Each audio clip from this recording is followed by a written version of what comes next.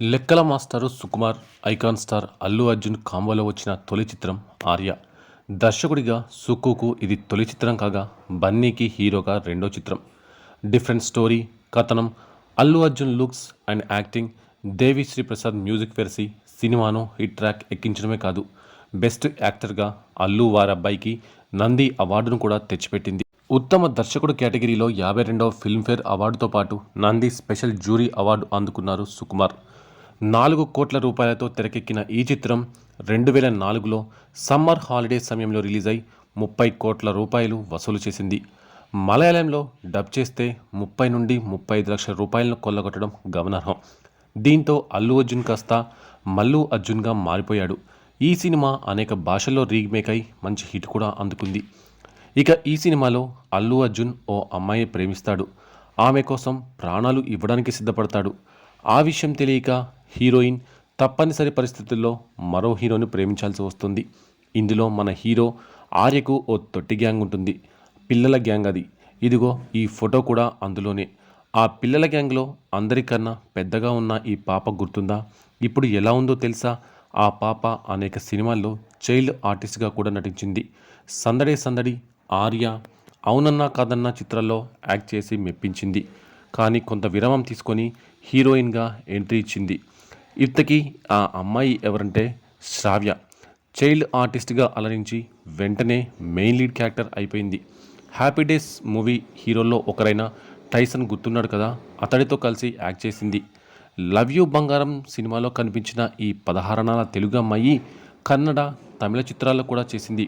Rose అనే కన్నడ సినిమాతో పాటు తెలుగులో కాయ్ రాజా కాయ్, సీనియర్ హీరో నరేష్ కుమారుడు నవీన్ విజయ్ కృష్ణ హీరోగా వచ్చిన నందిని నర్సింగ్ అనే చిత్రంలో హీరోయిన్గా నటించింది. తమిళంలో కూడా పగిరి, విలాయటు ఆరంభం వంటి చిత్రాలు చేసింది. 2018లో వచ్చిన మసకలిలో కూడా కనిపించింది ఈ బ్యూటీ.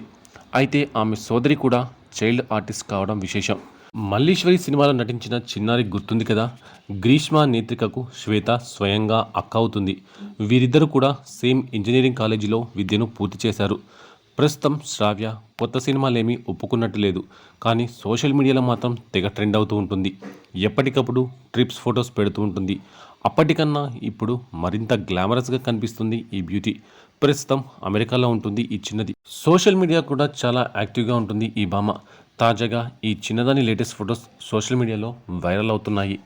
ఇక ఆర్య చిత్రం విషయానికి వస్తే ఇది ఒక డిఫరెంట్ లవ్ స్టోరీ. ఈ మూడ్తోనే సినిమాను సుమారు 20 ఏళ్ల క్రితం రిలీజ్ చేశారు. ఏదో సినిమా వస్తుంది, అల్లు అరవింద్ కొడుకు నటించాడు, సుకుమార్ అనే కొత్త దర్శకుడు అనే మాటలతో ఈ సినిమాకు పెద్ద హైప్ కూడా లేదు. అయితే 2004లో వచ్చిన ఈ సినిమా వన్ సైడ్ లవ్ అంటూ ఆర్య చేసిన అల్లరి, ఆ తర్వాత ఎమోషన్స్తో పిండేసిన విధానానికి ఫ్యాన్స్ కూడా ఫిదా అయిపోయారు. ఈ సినిమాలో అల్లు అర్జున్ హీరోగా నటించగా సుకుమార్ దర్శకత్వం వహించాడు. అను మెహతా ఈ సినిమాలో హీరోయిన్గా నటించింది. శివబాలాజీ కీలకమైన పాత్రలో నటించాడు.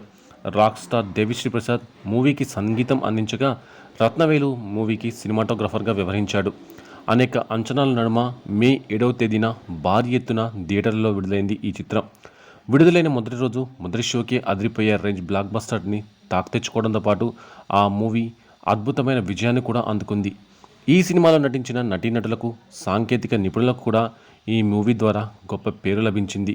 ఇక ఇదిలా ఉంటే దిల్ రాజు తాజాగా శ్రీ వెంకటేశ్వర క్రియేషన్స్ బ్యానర్పై విజయ్ దేవరకొండ హీరోగా ఫ్యామిలీ స్టార్ అనే మూవీని రూపొందించాడు. ఈ మూవీని ఏప్రిల్ 5న విడుదల చేయబోతున్నారు. ఈ మూవీ ప్రమోషన్స్లో భాగంగా దిల్ రాజు మాట్లాడుతూ, మరికొన్ని రోజుల్లోనే ఆర్య సినిమా విడుదలై 20 సంవత్సరాలు కానుంది. ఆ సినిమాకు పనిచేసిన వారిలో చాలామంది ప్రస్తుతం గొప్ప స్థాయిలో ఉన్నారు. దాంతో ఒకవేళ అంతా సెట్ అయితే ఆర్య సినిమా 20 సంవత్సరాలు పూర్తి చేసుకున్న నేపథ్యంలో ఓ భారీ ఈవెంట్ను చేయాలని ప్లాన్ చేస్తున్నాను. దాని గురించి సుకుమార్ అల్లు అర్జున్తో కూడా మాట్లాడగా వారు కూడా గ్రీన్ సిగ్నల్ ఇచ్చినట్లు దిల్ రాజు చెప్పుకొచ్చారు. రీయూనియన్లో ఎలాంటి నిర్ణయం తీసుకుంటారో అనే చర్చ కూడా ఇప్పుడు మొదలైంది. రెండో ఆర్య ఫలితం తేడా కొట్టినా బన్నీ నటనకు మాత్రం మంచి మార్కులే పడ్డాయి.